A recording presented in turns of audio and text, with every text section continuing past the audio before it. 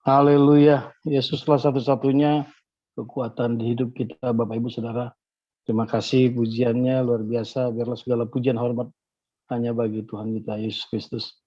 Bapak Ibu, kita akan mempersiapkan hati kita lebih dalam lagi. Kita akan mendengarkan kebenaran firman Tuhan yang akan disampaikan oleh hambanya Pastor Paul. Kita sebelumnya akan masuk ke dalam dua firman Tuhan. Silakan Ibu Santi Simanjuntak. Mari kita berdoa. Bapa di sorga, kami siapkan hati kami untuk mendengarkan firman-Mu Tuhan yang akan menjadi rema dalam kehidupan kami sehari-hari. Urapi hamba-Mu Pastor Fauzan yang akan menyampaikan firman-Mu, berikan hikmat untuk cakap mengajari kami. Berkati kami semua yang mendengarkan firman-Mu pagi hari ini, semua dipulihkan, disembuhkan di dalam nama Tuhan Yesus. Haleluya, amin. Haleluya, amin. Terima kasih Bu Santi Simanjuntak. Firman Tuhan pagi ini terambil dari 1 Tawarik 23 ayat 1 sampai 32. Nanti akan dibacakan oleh Ibu Nerliana. Ibu Nerliana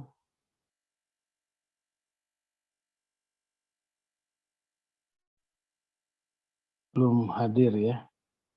Baik, 1 Tawarik 23 1 sampai 32 bisa dibantu Ibu Cinta.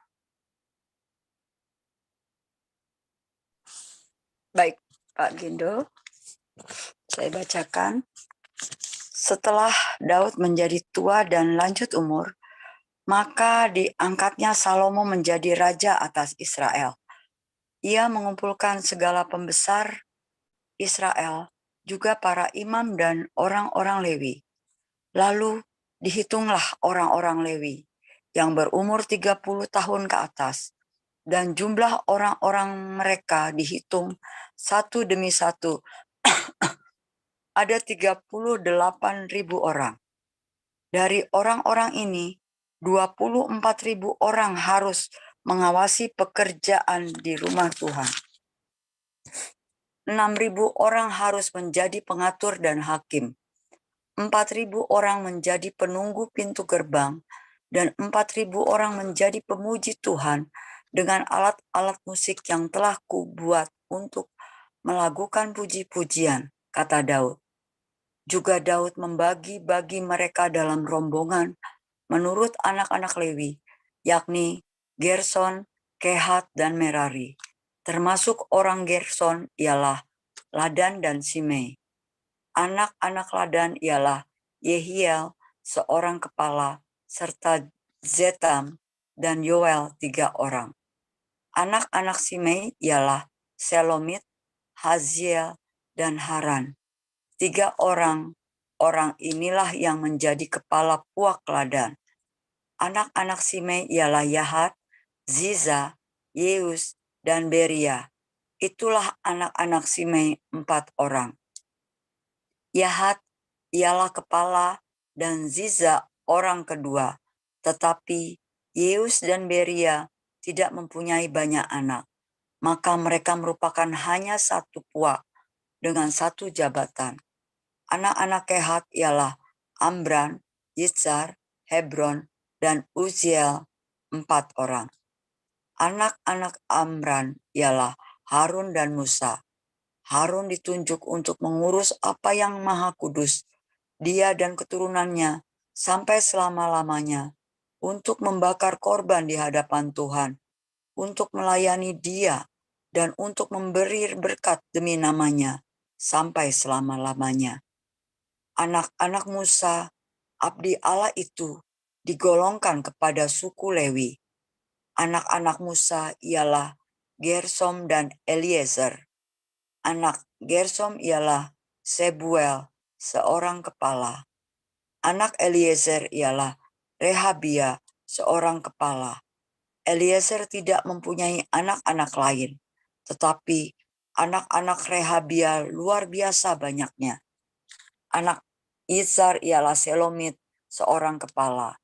Anak-anak Hebron ialah Yeria, seorang kepala. Amaria anak yang kedua, Yahaziel anak yang ketiga, dan Yekameam anak yang keempat.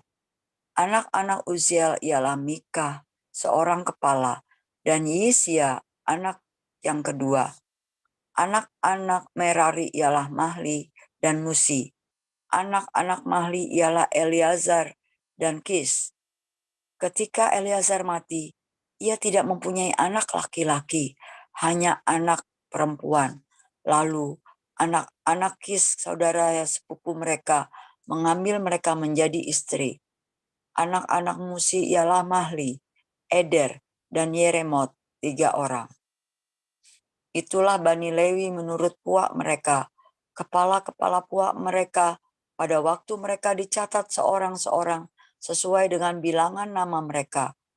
Orang demi orang yang berumur 20 tahun atau lebih, merekalah yang harus melakukan pekerjaan untuk ibadah di rumah Tuhan.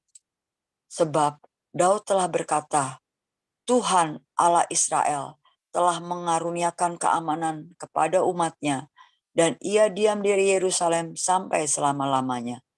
Dengan demikian, tidak usah lagi orang Lewi mengangkat bait suci dan segala perkakas yang dipakai untuk ibadah di situ. Sebab sesuai dengan titah Daud yang belakangan, mereka yang didaftarkan dari anak-anak Lewi ialah yang berumur 20 tahun ke atas. Tugas mereka ialah membantu anak-anak Harun untuk menyelenggarakan ibadah di rumah Tuhan, mengawasi pelataran, bilik-bilik, dan pentahiran segala barang kudus, serta melakukan pekerjaan yang berhubungan dengan ibadah di rumah Allah. Juga mereka harus menyediakan sajian dan tepung yang terbaik untuk korban sajian, roti tipis yang tidak beragi, apa yang dipanggang di atas panggangan, apa yang teraduk, dan segala sukatan dan ukuran. Selanjutnya mereka bertugas menyanyikan syukur dan puji-pujian bagi Tuhan setiap pagi. Demikian juga pada waktu petang dan pada waktu mempersembahkan segala korban bakaran kepada Tuhan, pada hari-hari Sabat, bulan-bulan baru, dan hari-hari raya, menurut jumlah yang sesuai dengan peraturan yang berlaku bagi mereka sebagai tugas tetap di hadapan Tuhan. Mereka harus melakukan pemeliharaan kemah, pertemuan, serta tempat kudus, dan harus melayani anak-anak Harun, saudara-saudara mereka, untuk menyelenggarakan ibadah di rumah Tuhan. Demikian. Terima kasih Bu Cinta. Selanjutnya dari Lukas pasal 3 ayat 1 sampai 20, nanti minta tolong di backup sama Pak Mulia. Terus dilanjutkan pasal 21-nya sampai 38, Saudari Nomi. Lukas pasal 3 1 sampai 20, silakan Pak Mulia. Oke, sebentar Pak. Lukas pasal 3 ayat 1 sampai 28 Pak ya. 20 Pak. Nanti yang 21 sampai 38 nanti Mbak Nomi. Oh, baik. Dalam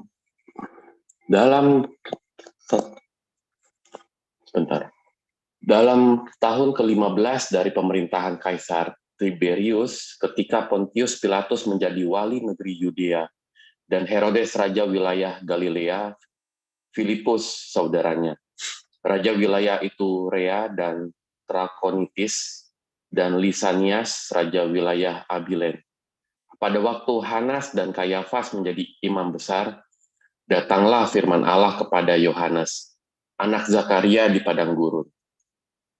Maka datanglah Yohanes ke seluruh daerah Yordan dan menyerukan, bertobatlah dan berilah dirimu dibaptis, dan Allah akan mengampuni dosamu. Seperti ada tertulis dalam kitab nubuat-nubuat Yesaya.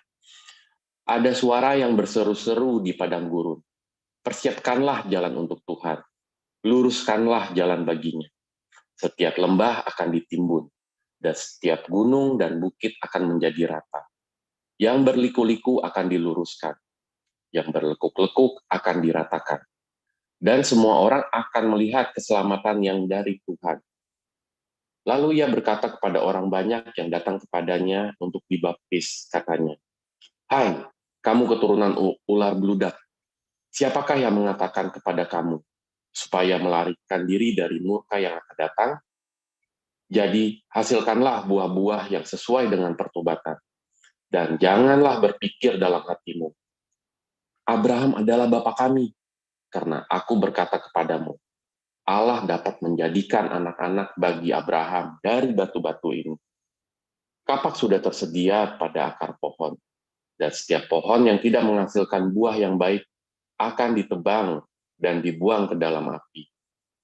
Orang banyak bertanya kepadanya, "Jika demikian, apakah yang harus kami perbuat?" Jawabnya, "Barang siapa mempunyai 2 helai baju, hendaklah ia membaginya dengan yang tidak punya. Dan barang siapa mempunyai makanan, hendaklah ia berbuat juga demikian." Ada datang juga pemungut cukai untuk dibaptis, dan mereka bertanya kepadanya, "Guru, apakah yang harus kami perbuat?"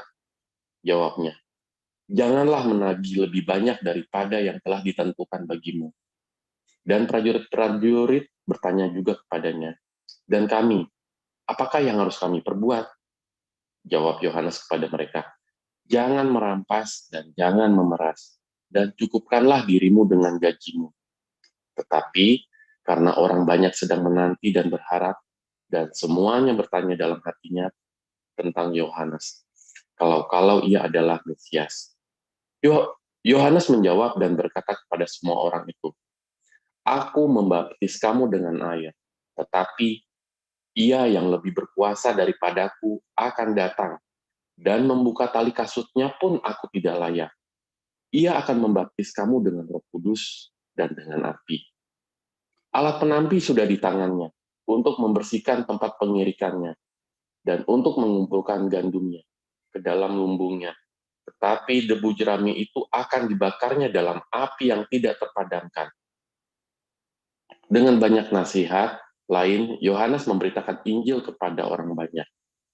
Akan tetapi setelah ia menegur raja wilayah Herodes karena peristiwa Herodias, istri saudaranya, dan karena segala kejahatan lain yang dilakukannya, raja itu menambah kejahatannya dengan memasukkan Yohanes ke dalam penjara.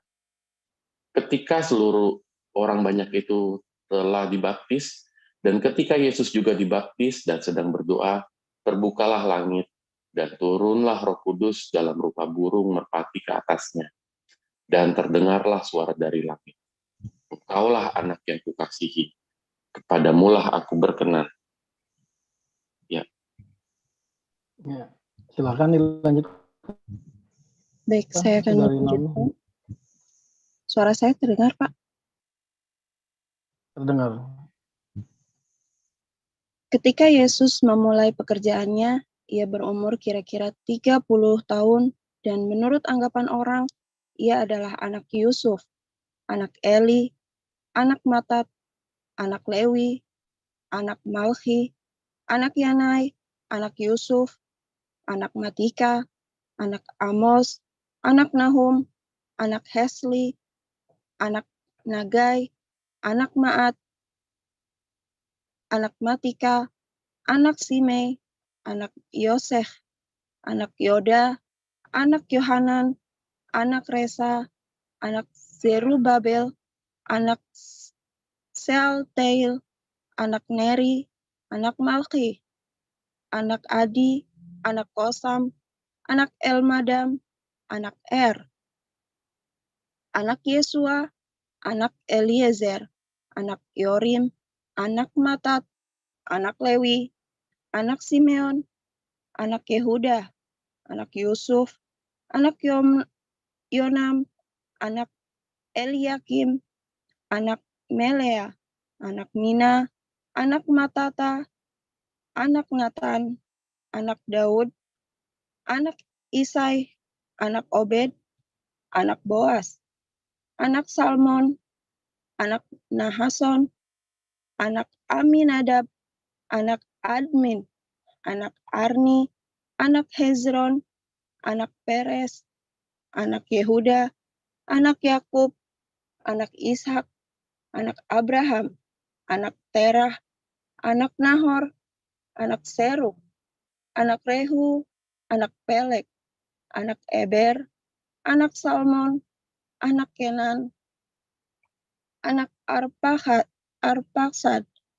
anak Sem, anak Noh, anak Lameh, anak Metusalah, anak Henok, anak Yared, anak Mahalaleel, anak Kenan, anak Enos, anak Set, anak Adam, anak Allah.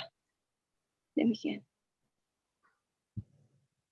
Terima kasih Pak Yuda, Bu Cinta, Pak Mulia, dan Saudari Nomi. Firman Tuhan pagi hari ini judulnya Orang Lewi. Silakan Pastor Paul.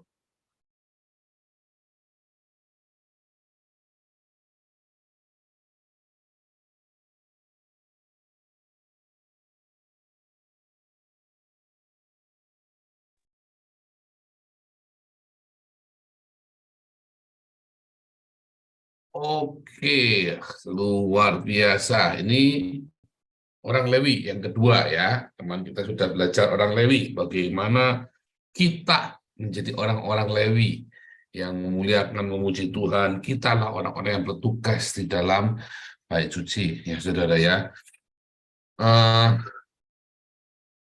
Orang-orang Lewi ini sama dengan para diaken, sama dengan para pengurus yayasan, saudara ya. Orang yang punya kekhususan atau orang yang mendapat peluang khusus untuk melayani, ya. Orang-orang yang mendapat kesempatan untuk melayani yang lain, ya saudara ya. Maka dari itu ini adalah suatu tugas yang mulia ya saudara ya, yang berharga. Kalau di yayasan Anda bisa jadi pengurus yayasan, Anda jadi diaken, itu adalah sesuatu yang berharga. Ya, kalau sampai berbenturan bagaimana? Ya nggak apa-apa, ya berbenturan saja. Yang penting jaga hati kita dalam kerendahan hati. Karena kita percaya bahwa kita punya good intention ya, kita punya niatan baik. Kalau berbenturan wajar saudara ya, tinggal ngomong saja. Nanti benturannya dikurangin. Kalau benturan pasti benturan, ya karena berbagai macam karakter ada di sana, ya berbagai macam karakter ada di dalam yayasan kita, pasti ada benturan, ya. Apalagi kebanyakan karakternya kayak saya ya, jeblak semua jeder, volume pada dol, saudara. Pak, ada dua kubu, ya kubunya saya dengan kubunya anak. Yang satunya keras banget, yang satunya halus banget, saudara. Jadi kita memang ada dua kubu, wajar, saudara. Jadi kalau pasti benturan, saya sama dengan anak saja benturan, saudara ya. Saya dengan anak saya benturan, saudara ya. Itu wajar, saudara ya. Tetapi kita selalu bisa membicarakannya. Kita selalu ada, selama niatan kita baik, selama niatan kita positif, selalu ada solusi, saudara. Itulah kita. Orang-orang Lewi tadi ya, yang mengangkat bait Allah, bukan mengangkat gedungnya, tapi mengangkat tenda itu ya, maksudnya kemahnya Musa itu ya, maksudnya ya. Tidak perlu mengangkat bait Allah lagi, itu maksudnya mengangkat kemahnya Musa itu tadi. Karena kan mau bikin bangunan, ya kan, sudah dibikin gedungnya, nggak perlu mengangkat kemah lagi, gitu loh maksudnya ya. Nah, itu adalah orang-orang Lewi. Mereka benturan nggak? Pasti benturan, saudara. Mereka pasti benturan. Sekian banyak ya, ada 38.000 ya, saudara. Angka 38 itu adalah sebuah angka kabalah, saudara ya. Kita nggak bahas ini panjang ya. Tapi pasti benturan. Sekian banyaknya orang itu pasti benturan, saudara. 38.000 itu pasti benturan. Ya, nggak mungkin nggak benturan, saudara. Pasti ada gesekan. Tetapi orang-orang Lewi ini, mereka berbahagia, saudara ya. Mereka adalah orang-orang yang punya kehormatan. Mereka menggunakan kesempatan itu, dan mereka rasanya tuh sesuatu yang, tugas yang sangat mulia, saudara ya. Ada di dalam rumah Tuhan. Nah, Daud pun iri, saudara yang ngomong ya.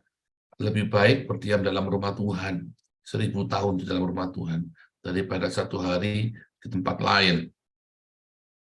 Ya, Daud pun iri, saudara. Makanya dia pengen Daud itu sampai ya dia juga menjadi imam, saudara ya, karena dia adalah nabi. Ya, dia tuh iri, dia tuh selalu melibatkan dirinya dalam semua ibadah-ibadah itu, saudara. Tapi kan dia orang Yehuda, ada hak-hak yang tidak bisa dipenuhi, yang tidak boleh. Nah, sama dengan Yesus dengan Yohanes. Yohanes ini orang Lewi, saudara. Yang mereka itu saudaraan, tapi Yohanes ini orang Lewi, Yesus ini orang Yehuda. Ya, mereka masing-masing punya tugasnya masing-masing. Ya, yang tugas yang tidak bisa mereka saling mencampuri. Orang Yehuda adalah tongkat kerajaan sebagai imam, sebagai raja. Orang Lewi sebagai imam. Orang Yehuda duduk dalam pemerintahan, orang Lewi hidup di dalam keagamaan. Bukan agama, tapi maksudnya dalam peribadahan. Masing-masing ada tugasnya, saudara. Dan mereka menghargai tugasnya masing-masing. Ketika Yesus datang kepada Yohanes, Yohanesnya bilang dengan rendah hati, harusnya aku yang dibaptis kamu. Tapi Yesus bilang enggak, ya terjadi sesuai kehendak Bapa. Ya, kenapa? Karena Yesus nggak boleh membaptis. Ya, Yesus itu dibaptis. Ya, kalau Yom Kippur, ya ada hari penyucian. Kalau sebagai guru, sebagai rabai, maka Yesus datang. Ya, kalau dalam Matius 3 itu nanti Anda baca orang-orang Farisi dan orang-orang Saduki, ya saudara ya, orang para ahli Taurat itu pada datang sama Yohanes buat ditahbiskan, saudara ya. Dan juga mereka setiap tahun ada Yom Kippur, ya, hari penyucian, immersion. Tetapi mereka ini adalah orang-orang yang turun ke masyarakat. Kalau orang Lewi itu ada di dalam rumah Tuhan, ya.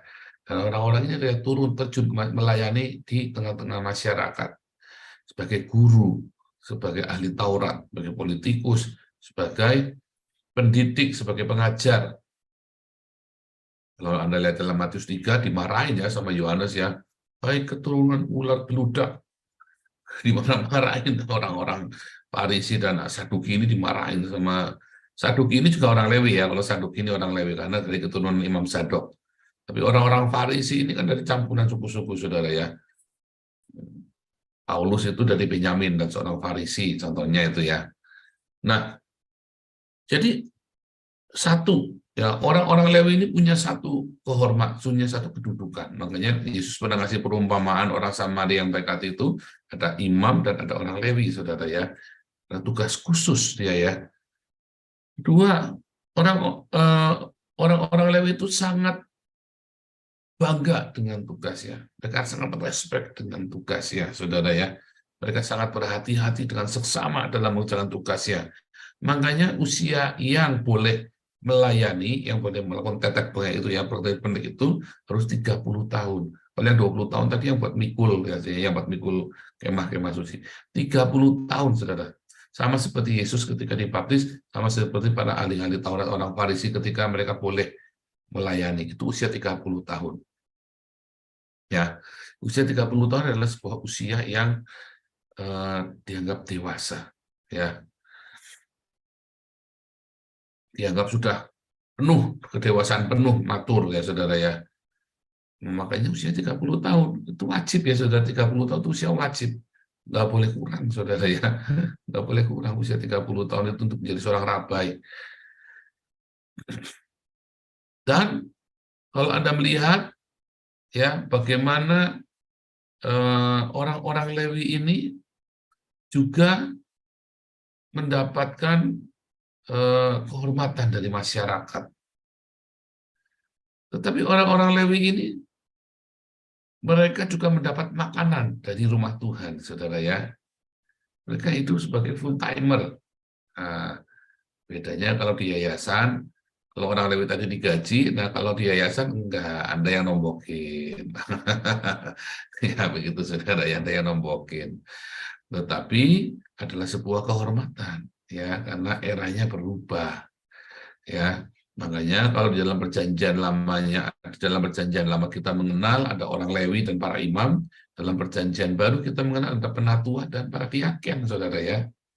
Para imam ini yang memberi makan rohani, para orang Lewi ini melakukan pekerjaan-pekerjaan fisiknya. Sama, dalam perjanjian baru ada penatua dan para diaken. Para diaken yang melakukan pekerjaan fisik, yang pergi ke masyarakat, para penatua ini yang seharusnya memberikan makanan rohani. Sebetulnya begitu ya, sebetulnya tujuannya. Makanya saya berharap para pengurus yayasan itu nanti bisa semua ikut Bible College ya, supaya bisa kita tabihkan menjadi penatua, dan mereka semua harus bisa membawakan firman Tuhan. Makanya ketemu di sini ya, ditabiskan ya para penatua. Saya berharap Oktober ini para penatua bisa datang kemari untuk kita tabiskan, saudara ya. Nah, para diaken juga ya, para diaken yang punya uang lebih, sini saudara ya. Ya, benar. Kita balik ke yang Lukas 3 tadi ya. Belum selesai tadi. Nah,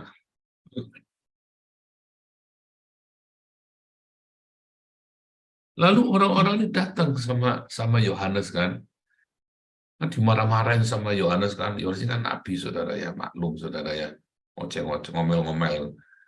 Turunan ular beludak, kamu kira Tuhan tidak bisa menjadikan batu-batu ini menjadi anak-anak Abraham? Mereka harus bertobat. Waktu bertobat, lalu apa yang harus kami perbuat? Saudara, apa saudara? Yohanes bilang, barang siapa punya 2 helai baju, berikan satunya kepada orang yang tidak punya.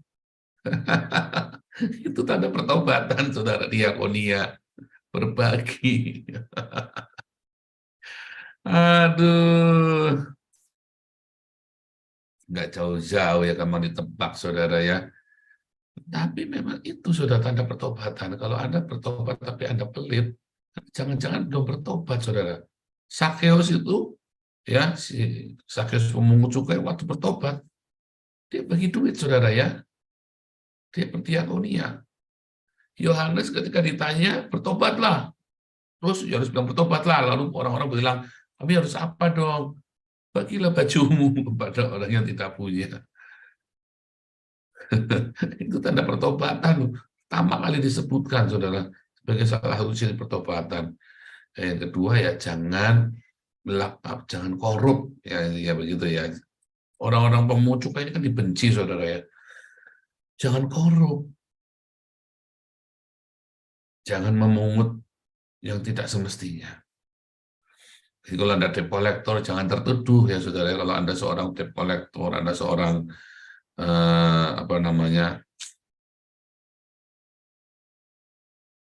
pemungut cukai atau debt collector, atau Anda kerjanya di bidang itulah yang begitu yang nggak enak itu ya. Anda jangan tertuduh, cuman nggak usah nyakitin orang. Ya, saya pernah pengalaman dengan debt collector ya. Waduh, ruwet, saudara ya. Dulu saya takut dengan debt collector, lama-lama karena orang ini kurang ajar, saya jadi berani, saudara. Ada 9 pernah datang ke tempat saya, marahi, saudara ya, usir semuanya. Tapi ada satu debt collector yang baik, saudara ya. Waktu saya hancur-hancuran itu ya, ada satu yang baik. Dia sampai berteman sama anak saya. Dia bagus ya, jadi debt collector, dia berteman dengan kita. Dia lihat saya ini orang kalau dikerasin berani, saudara ya. Jadi dia jadi teman. Jadi teman. Terus kalau dia malah bantu nagih utangnya, piutangnya saya dibantu ditagihin sama dia. Dan kalau ada orang yang nagih yang jahat-jahat gitu ya, nanti dia bilang, jangan bang. Malah jadi centengnya kita, saudara ya, nungguin. Tapi saya jadi lancar pembayarannya sama dia, saudara ya. Karena dia baik, saudara ya. Anda mulai jadi debt collector mesti baik, saudara. Nanti nggak ditakuti, oh enggak, saudara. Anda minta urapan dari Tuhan. Jangan merasa berdosa kalau jadi debt collector, saudara ya. Minta pengurapan dari Tuhan, minta kerendahan hati. Saya pernah cerita ya, debt collector yang jadi sahabatnya anak saya ini ya, dia orang Kristen juga, saudara ya. Dia orang yang baik, preman, saudara ya. Memang badannya tatoan semua, saudara ya. Memang preman, tapi dia baik ya. Dia suka ngobrol-ngobrol sama anak saya itu ya. Kalau pas main itu jadi teman gitu ya. Jadi teman saya juga akhirnya ya. Saya pertamanya nggak suka sama dia.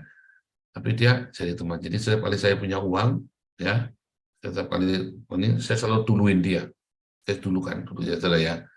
Setiap kali dia datang saya duluin. Berdoa ya saudara ya, kalau Anda tugasnya jadi kolektor uang, atau jadi debt kolektor, atau Anda jadi petugas pajak, atau jadi berdoa minta pengurapan. Kalau Anda kerja di leasing atau kerja di apa, Anda berdoa ya. Dan kalau ada nasabahmu yang tidak baik, Anda doakan dia saudara. Itu caranya ya, jangan malah dijak musuhan. Bukan saya menganjurkan Anda jadi debt kolektor, enggak ya. Itu adalah pilihan terakhir untuk bekerja saudara ya. Jadi debt kolektor itu pilihan terakhir. Tapi kalau tidak ada pekerjaan yang lain, jadi Anda terpaksa jadi debt kolektor, berdoa minta pengurapan Tuhan. Minta saudara ya, baik nanti. Jangan memungut lebih dari yang semestinya. Anda bisa bantu. Upahmu besar di sorga, saudara. Serius ya. Dan orang-orang itu akan bayar, akan diberi gimana caranya. Tuhan akan bikin orang itu bayar sehingga targetmu selalu terpenuhi tanpa Anda harus musuhan sama orang, saudara. Nah, jadi satu ada pertobatan. Ya, apa pertobatan ditandai dengan apa? Diakonia selalu, saudara. Mereka semua lagi dalam keadaan miskin, saudara. Dalam keadaan miskin saja, apa yang harus kami perbuat? Diakonia. Jawabannya simpel, diakonia. Ada data lagi namanya Petrus ya. Ketika Petrus itu membaptis, apa yang mereka perbuat dibaptis lalu apa? Diakonia, saudara. Ya, ketika Paulus dengan Petrus di Galatia 2 itu ya, Galatia 1, 2 ya, Galatia 2. Mereka berjabat tangan di kisah Rasul 15 ya. Paulus ditugaskan untuk menjadi rasul bagi bangsa-bangsa dengan Barnabas. Gimana saudara? Diakonia saudara. Hanya janganlah lupakan orang-orang miskin. Selalu buah dari pertobatan itu selalu diakonia, saudara. Makanya kalau Anda pergi ke gereja yang tidak berdiakonia dan pendetanya bergaya hidup mewah, hati-hati, saudara. Belai, saudara. Oh, serius, saudara, belai. Anda masuk ke gereja yang tidak suka berdiakonia dan tidak suka membantu jemaatnya. Dilai, saudara. Makanya saya bilang sama pengurus, jangan terlalu galak. Karena orang-orang yang kita bantu ini, namanya orang lagi susah, saudara, lagi blunder pikirannya, tabrak sana, tabrak sini. Pokoknya Anda bikin SOP, tapi kalau lagi bikin SOP nggak usah ditambahin omongan, ya, sehingga nyakitin hati, saudara. Nggak usah. Orang lagi miskin itu nabrak sana, nabrak sini. Ya, apalagi kalau sudah mental kere, saudara ya. Aduh, itu Anda ngeliatinnya pengen nabok, saudara. Kalau sudah mentalnya udah jadi kere ya. Tetapi Anda udah enggak usah. Oh, kita bikin SOP, aturannya begini. Maaf ya, aturannya begini. Udah selesai. Wah, dia kan ini terus, saudara ya. Akan berusaha bobol uangmu, saudara. Tapi nggak usah galak-galak. Ya, Anda cukup pokoknya aturannya begini, udah tegas. Galakmu diganti dengan tegas. Nggak usah ada omongan blak-bluk, nggak usah. Nanti malah jadi tambah nyakitin, saudara ya. Pokoknya ini, aturannya begini, ikutin aturan saja. Makanya pengurus bikin SOP yang bagus ya, supaya Anda juga jangan jadi masalah.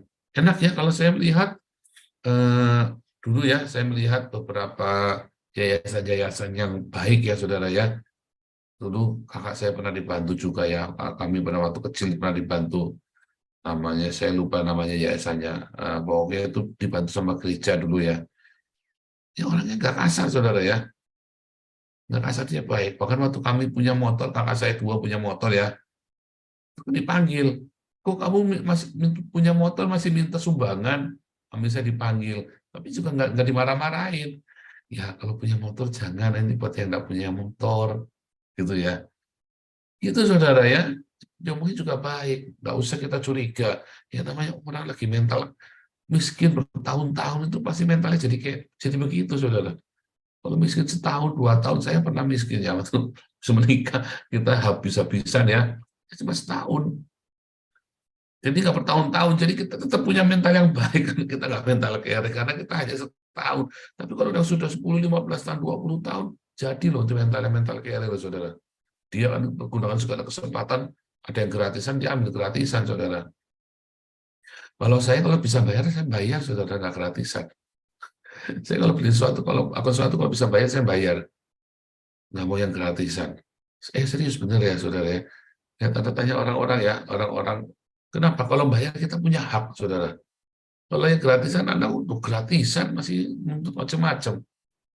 Tapi kalau kita bilang saya bayar kok. Ada satu yang berbeda ya dari dalam pembayaran. Orang-orang Belanda itu kalau bayar saudara. Kalau bisa bayar. Mereka nggak cari barang murah, mereka cari barang yang wajar. Tetapi bukan barang mewah. Orang Belanda nggak suka barang mewah, saudara ya. Orang Belanda itu kalau ada barang mewah dilihatin, saudara. Makanya itu orang-orang Eropa yang pengen glamor-glamor itu mereka pada pindah ke Amerika, saudara ya. Karena kalau ada orang kaya gini, terus sini banyak orang kaya, tapi mereka biasa saja. Ya paling mobilnya Mercedes baru, BMW baru, Volvo baru. Kalau saya Volvo bekas, Volvo tua sudah 2013. Nah, tapi orang-orang sini kalau paling cuma begitu. Jadi mereka tidak akan terus bergelimang, terus pakai berlian dibawa kemana-mana jalan begini tangannya, saudara. Tidak akan, saudara. Simple. Dan mereka orang kaya-kaya pun mereka hidup dengan kami. Dan mereka selalu berbagi. Orang-orang Belanda itu senang berbagi. Makanya diberkati Tuhan luar biasa, saudara ya. Kalau mereka sudah nggak ada orang di Belanda ini nggak ada orang miskin, maka mereka ada di gereja itu ada lembaga yang untuk dikirim ke negara yang miskin, saudara. Maka gereja itu yang memoderatori, saudara. Kirim ke Cina, kirim ke Indonesia, ya, kirim ke Palestina, begitu, saudara. Karena itu tanda dari pertobatan, bayangan. Sekarang Anda yang di Indonesia lagi ngata-ngatain orang Eropa ini katanya nggak bertobat, hedonisme. Sebenarnya lebih hedonisme itu gereja-gereja Indonesia itu hedonisme, loh, saudara. Ya, Anda kelihatannya orang Eropa ini sudah nggak percaya Tuhan lagi. Mereka percaya dengan ajaran Tuhan, loh. Sekarang Anda lebih mana, saudara? Anda lebih percaya kepada Tuhan, tetapi tidak hidup di dalam ajarannya, atau Anda tidak percaya Tuhan, tetapi Anda hidup dalam ajarannya. Wah, ini repot, saudara. Anda percaya Tuhan, ngomongnya percaya pendeta-pendeta ini ngomongnya wah hebat, saudara percaya Tuhan. Tapi mereka tidak hidup di dalam ajarannya. Mereka hidup di dalam hedonisme. Tetapi banyak orang-orang yang Anda anggap tidak percaya Tuhan, tetapi hidup di dalam ajarannya. Yang mana yang benar, saudara? Nah, itu harus menjadi perenungan. Hati-hati, saudara ya. Banyak kita ngomong percaya Tuhan, tapi kita tidak hidup di dalam ajarannya. Nah, makanya ya ketika orang-orang Lewi ini ya, orang-orang Lewi ini melayani, Tuhan Yesus juga pernah ngomongin ya, saudara ya. Yohanes juga ngomongin, Tuhan Yesus juga ngomongin. Yohanes jadi ngomongin, hai ular beludak, hiduplah, hasilkanlah buah pertobatanmu. Ada buah pertobatan. Anda boleh melayani Tuhan, tapi kalau Anda tidak menghasilkan buah pertobatan, tidak ada gunanya, saudara. Ada buah roh. Makanya saya bilang kemarin sama pengurus saya Hasan, ya, coba kita setel kendo dikit. Mungkin kita yang salah. Setel kendo dikit cara ngomongnya. Supaya kita jangan saling menyakiti di internal kita. Ya mungkin saya yang salah. Karena Anda saya ngegas terus, lalu Anda tuh ke bawah, ya ambience-nya ke bawah, saya ngegas terus, saudara. Setiap orang digas semua. Kan ada orang yang begitu ke bawah, saudara ya. Digas semua orang, digas. Jangan, saudara, lihat-lihat orang juga ya. Dengan semua orang bisa digas begitu. Hasilkanlah buah pertobatan. Ada kasih, sukacita, damai. Anda harus bisa kuasai diri. Volume wisdom kayak saya. Ya, sambil ngomong, maaf ya. Ya sambil ngomong. Karena memang orang-orang kaya kita, orang-orang yang volume wisdom ini, memang potensi nyakitin orang banyak, saudara ya. Potensi menyakitkan orang karena perkataan kita yang nggak pas. Ya, kita mesti harus mengakui itu. Makanya kita hati-hati saya kalau ngomong sama orang. Kalau ngomong sama orang, hati udah gitu saya ngomongnya pedes lagi ya, saudara ya. Saya juga hati-hati, tetapi ada saatnya memang kita dibutuhkan. Tapi jangan sembarangan. Kita harus tahu diri bahwa kita ini bisa potensi nyakitin orang yang temperamen kayak kita nih ya, yang ekstrovert. ada peluang besar nyakitin orang, apalagi kalau kita ketemunya di Indonesia, ya udah gitu kalau dikritik malah kita ini kan gampang nyakitin orang. Nanti kalau ada orang kritik kita balik, kita sakit hati kan. Kita ini orang begitu, nggak fair juga ya saudara. Saya juga begitu ya. Kalau kritik orang sembarangan, kalau ngomongin orang, kalau lagi dikritik saya sakit hati saudara. Dulu sampai kepala saya dulu ya waktu di Salatiga itu ngomong, kamu ini kalau ngomongin orang sampai naik dewe, kalau begitu diomongin sakit hati. Dia ngomongin istrinya sama saya, karena saya ini kan sama-sama temperamen saudara ya. Kamu nih itu berdua, kalau ngomongin orang sampai naik dewe, saya kan wakil gembala dulu ya, tapi begitu ada orang lagi ngomongin kamu, malah kamu sakit hati. Ya, kamu kan ngerasain tuh orang diomongin sama kamu seperti apa. Itu ya saudara ya. Jadi kita mesti tahu, dia hasilkanlah buah-buah pertobatan. Yesus juga bilang ya, tentang orang Samaria yang murah hati itu ya. Bagaimana orang-orang Lewi ini malah dia menghindari untuk menolong orang lain, saudara. Diomongin sih, digelendengi oleh Yesus. Digelendengi, diomongin, saudara ya. Lihat ini para imam ini, orang-orang Lewi ini loh. Anda melayani, Anda aktif di dalam kegiatan keagamaan, tetapi hidupmu tidak menghasilkan, nggak penting kegiatan keagamaan itu nggak penting, malah bikin kamu tambah nggak benar. Yang paling penting itu hidupmu yang berguna, yang bermanfaat, hidupmu yang menghasilkan buah-buah pertobatan. Bagaimana manfaat apa yang pengen dirasakan? Kalau di Indonesia ya kalau kamu berbagi, ya berbagi berbagi makanan, pakaian, ya berbagi juga dalam kasihmu, saudara ya. Itu penting sekali, saudara ya. Penting sekali. Yang selalu dilupakan. Makanya tiap hari saya selalu mengingatkan, semua orang kalau konseling sama saya lagi hancur-hancuran hidupnya, kamu diakonia enggak? Kamu berbagi enggak? Kamu bersedekah enggak?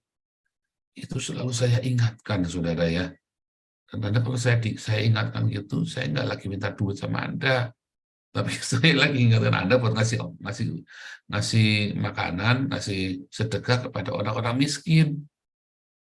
Ya, saudara ya. Pelit-pelit, yang bosok-bosok dikasihkan, saudara. Kalau ngasih itu yang baik. Ya, kalau ngasih sama ada orang miskin itu ya, tetanggamu di belakang rumah miskin misalnya, jangan kasih yang bosok, saudara. Anda baru tanak nasi, taruh jadi 2. Begitu, jangan nasi bekas, nasi 2 hari yang lalu, daripada kasih ayam, kasih ke dia. Jangan, saudara. Nasi yang baik, saudara ya. Nasi yang baik.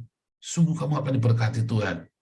Baju yang sudah bolong-bolong, sudah ditambal-tambal, baru kasih. Jangan. Anda baru pakai 2-3 kali, Anda bosan, begitu Anda beli baju lamanya kasihkan orang. Jangan nunggu eman-eman, bolong-bolong, tambal-tambal, baru kasih orang. Oh, tega. Ya, jangan, saudara ya. Masih bagus. Saya kalau terima baju bekas dari orang masih bagus semua, saudara ya. Saya 2 tahun pertama di Eropa, saya nggak pernah beli baju baru ya. Ya, anak juga sama. Kita semua ya nggak pernah beli baju baru, saudara ya. Kita kasih orang dan bajunya itu masih bagus-bagus. Seringkali masih ada harganya, saudara. Seringkali masih ada harganya. Orang ini beli baju kekecilan atau apa, mereka nggak eman-eman, saudara ya. Makanya jasa baju dingin kita itu bagus-bagus. Ya, kita punya baju dingin banyak sekali, itu dikasih orang. Kita beli cuma baru 2 tahun ini, kita beli 2 tahun terakhir baru kita beli, saudara ya. Dulu kita nggak pernah, malah 4 tahun pertama, kita 6 tahun ya. 4 tahun pertama kita nggak pernah beli baru loh, saudara. Bekas-bekas, tapi bekasnya bagus-bagus banget. Ya malah masih ada harganya, masih ada itu semua ya. Mereka selalu memberikan yang terbaik. Nggak heran mereka diberkati Tuhan. Saya nggak berkata kepada untuk foya itu Anda membeli barang-barang mewah atau Anda beli kasih orang, Anda nggak suka kasih orang, beli nggak suka tanpa Anda perhitungan, itu namanya foya. Tetapi kalau Anda punya baru ya, punya sepatu ya, terus setahun sepatunya masih bagus, jangan nunggu bosok, kasihkan orang, Anda beli baru. Kalau Anda mau beli baru, atau Anda belikan orang lain. Intinya berikan yang terbaik. Jangan yang bosok, saudara, kalau ngasih itu. Ya, Tuhan Yesus memberkati.